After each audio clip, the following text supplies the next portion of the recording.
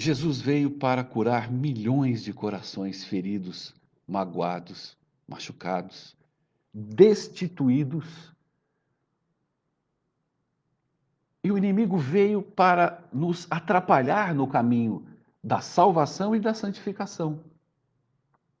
Aí o que que se é construído? Pessoas ricas, abastadas e que de nada necessitam. Como você é olhado por Deus, recebido por Deus, atuado por Deus? Quando você reconhece quem você é. Enquanto não houver um reconhecimento do pecador, que Paulo diz, não há um justo sequer, não há quem faça o bem, não há quem busque a Deus, todos se extraviaram e ninguém merece nada. Ninguém se posiciona e não consegue se posicionar em nada para agradar ao Senhor. Não há possibilidade, mesmo depois de salvo. Por quê? Porque você estando salvo em Cristo, a sua natureza pecadora ainda permanece em você. E quando você reconhece isso, a graça te justifica e te santifica diariamente. Qual é a solução do meu pecado? O perdão. Mas você é ensinado a vencer pecados, ou vencer o pecado. Porque a partir do momento que você vence um pecado, você tem outro a ser vencido. Vencendo o outro, você tem mais outros dois. Vencendo os outros dois, você tem mais outros cinco. E você vai vivendo uma infindável lista de atuação em nome de Deus.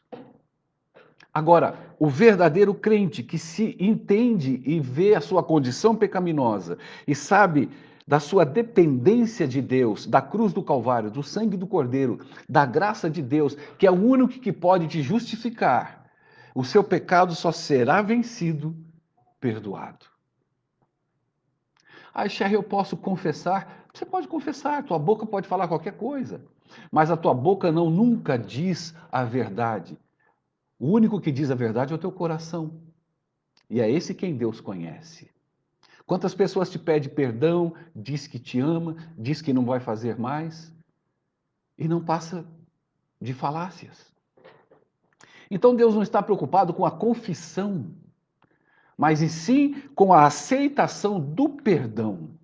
E aí você é santificado de glória em glória. E o que é santificação? É o perdão contínuo. E quanto mais perdoado eu me sinto, mais amado eu me sinto, mais eu deixo de deliberar os pecados na minha vida.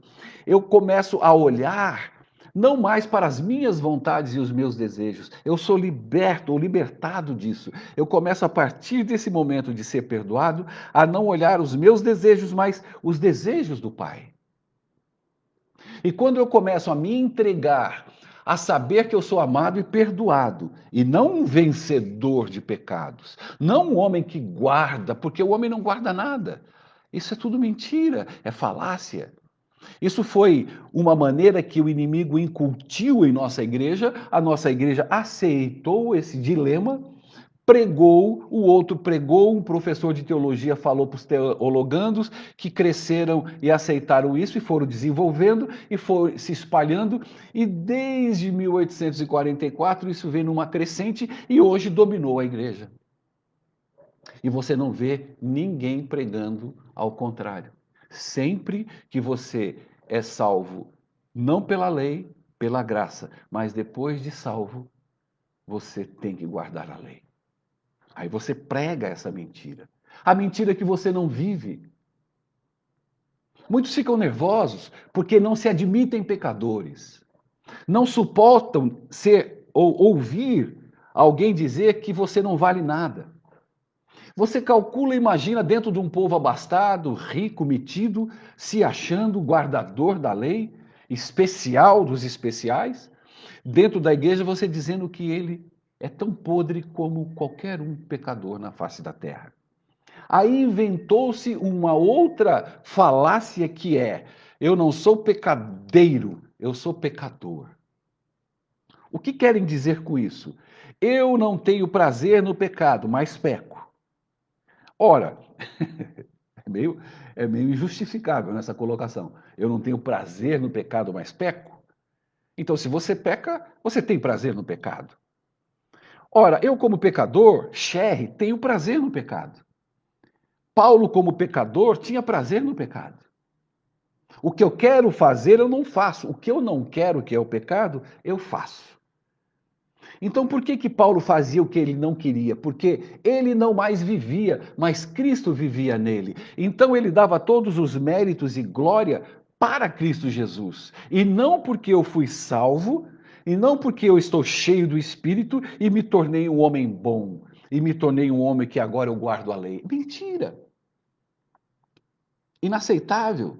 Deus não enxerga isso, Deus não aceita isso, Deus não vê isso.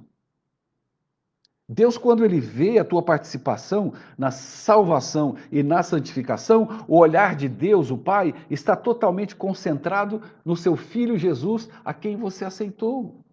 E todos os atos de misericórdia que você atua não são méritos de transformação do homem, porque o homem não quer amar, ele só quer pecar, porque é o prazer do homem. Mas quando Cristo habita nele, essa habitação frutifica o fruto do amor.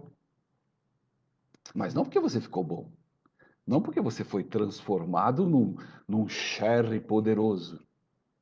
Muitas pessoas dizem isso. Eu sou transformado, santificado e vou me tornando bom a cada dia. Que bondade você tem? Ah, Deus me dá poder para essa bondade. Se Ele te desse poder e você está 40 anos na igreja, você teria sido arrebatado. Porque se em 40 anos a tua bondade não chegou aonde deveria chegar, meu irmão, quando vai chegar? Mais 40? Moisés era amigo íntimo de Deus. Viveu quantos anos no deserto? 40, só no deserto. E teve que morrer. Por que Moisés morreu?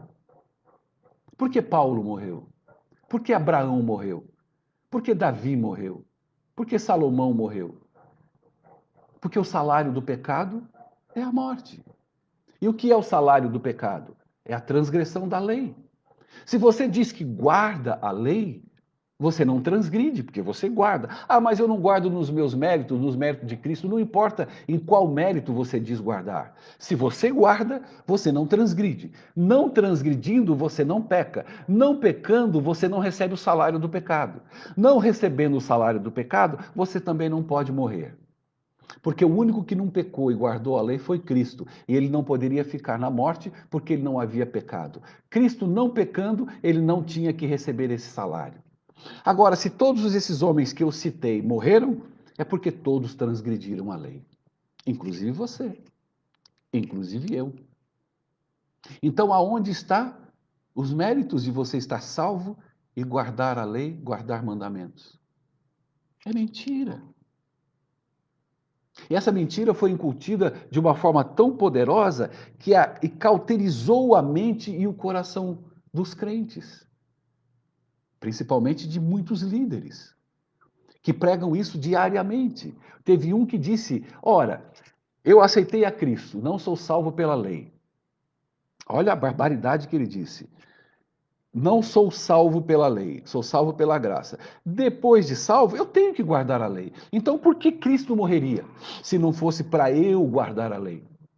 Por que Cristo morreria se não fosse para eu me tornar obediente? Essa é a concepção dele que leva você a ter essa concepção. Então, para ele não existe o amor, para ele existe a barganha. Então, Cristo morreu para fazer uma barganha comigo. Olha, eu morri, a partir de agora você tem que ser obediente. Cristo deixou de morrer para perdoar os meus pecados.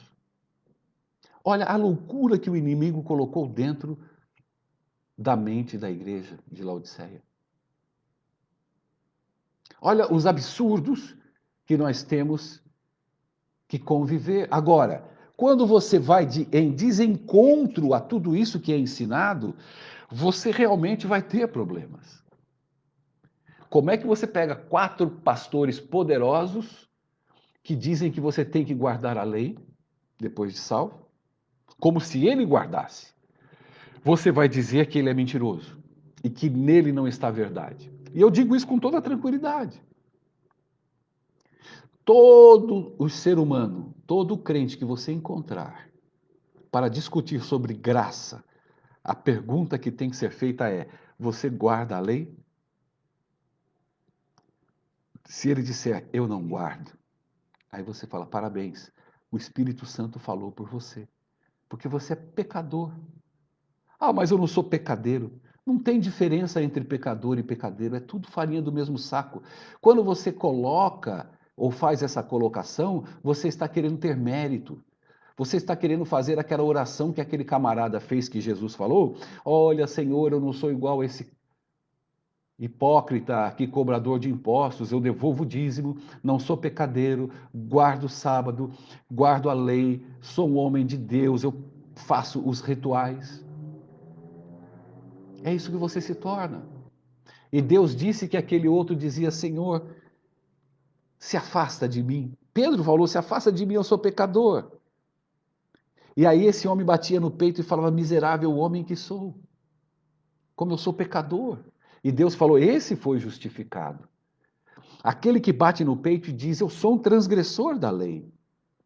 Não há méritos em mim mesmo depois de salvo. Porque eu estando salvo, Cristo habita em meu coração e Deus me aceita como um justo, não porque eu guardo lei, mas porque Cristo guardou a lei em meu lugar. E Deus olha a Jesus Cristo na minha vida. A cada passo, a cada atitude que eu dou, são os méritos do poder do amor dele. Porque Paulo diz: aquele que ama encobre multidões de pecados. Porque aquele que ama tem a Deus no coração. Tenha Deus na sua mente. Não é porque você produz o amor, porque você se torna crente e é batizado, agora você é um bom homem. Não, você é a mesma porcaria. Tem gente que vai para o batismo, acha que vai cair algum raio do céu e vai fazer dele uma criatura meio ET. E ele sai do tanque e vê que ele é a mesma desgraça de sempre. E quando ele é ensinado a guardar normas, leis e regras, ele começa a se ver incapacitado de ser um adventista ou um crente. Ele vê que ele não consegue. Louvado seja Deus, mas só que ele foi ensinado errado. Então ele vê que ele não consegue, ao invés dele bater no peito e falar: miserável homem que sou, quem poderá livrar meu corpo da morte? Não. Ele tira o foco disso e vai focar em guardar a lei, porque ensinaram ele que depois de salvo, batizado, ele tem que guardar a lei.